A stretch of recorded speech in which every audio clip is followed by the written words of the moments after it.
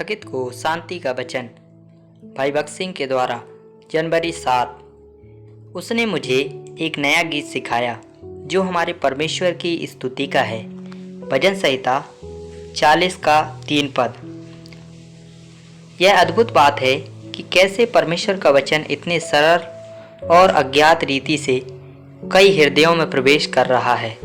परमेश्वर का कार्य प्रबल हो रहा है और सुसमाचार सभी राष्ट्रों के लोगों द्वारा ग्रहण किया जा रहा है।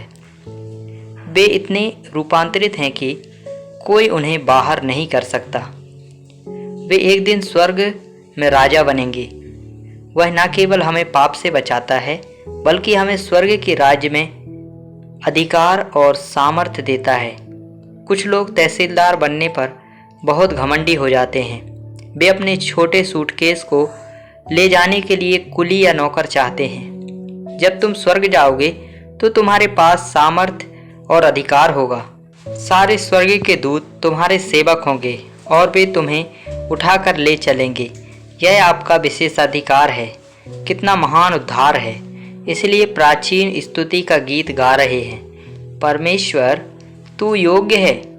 हम इतने नीच और अशुद्ध थे, फिर भी तेरे अनुग्रह और लहू के द्वारा हम सदा के लिए राज्य करने के लिए इतने ऊंचे उठे हैं। यह केवल मेमने के लहू से ही संभव है, ना कि बाइबल के ज्ञान से। उसके जीवन में रक्त के कार्य के द्वारा आप पूरी तरह से शुद्ध और धोए जाते हैं, दिव्य ज्ञान दिए जाते हैं और राजा और याजक बनाए जाते हैं। याजकों का कार्य था कि परमेश्वर से बात करें और उसकी आवाज़ सुनें, उसके संदेश को प्राप्त करें और परमेश्वर के वचन को उसके लोगों तक पहुंचाएं, जिसके लिए उनको परम पवित्र स्थान पर जाने का सौभाग्य मिला। दूसरों के पास वह विशेषाधिकार नहीं है। हम स्वर्गीय याजक बनने जा रहे हैं जो परमेश्वर के चेहरे को निहारेंगे, उससे बात करेंगे और बहुत से प्रश्न पूछेंगे और ज्ञान प्राप्त करेंगे। यह हमारा विशेषाधिकार है।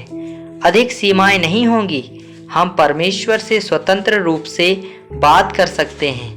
हर बाधा दूर हो जाती है। इसलिए प्राचीन अपने घुटनों पर हैं, कह रहे हैं, हे परमेश्वर आप योग्य हैं। एक बार जब हम उद्धार की महानता और उसके उद्देश्य को समझ जाते हैं तो हमारे होठों पर एक स्वर्गीय गीत होगा। हम में से बहुत से ऐसे लोग हैं जिन्हें हर दिन कई कठिनाइयों से जाना पड़ता है और कई आंसू बहाने पड़ते हैं, लेकिन हर आंसू बदल जाएगा और कोई भी व्यक्ति आपसे आपका आनंद छीन नहीं लेगा। हमें इतना प्रेम करने और हमें बचाने में परमेश्वर के वास्तविक उद्देश्य को समझना होगा।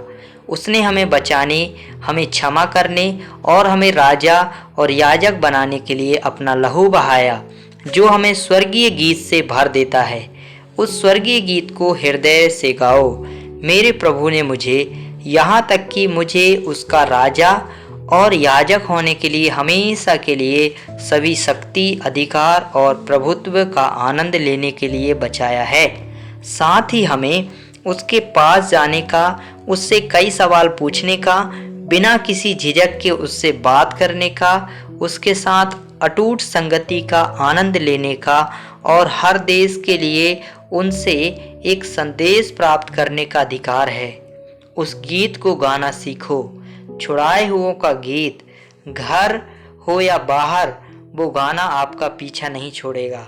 यह दिन प्रतिदिन मीठा और मीठा होता जाएगा।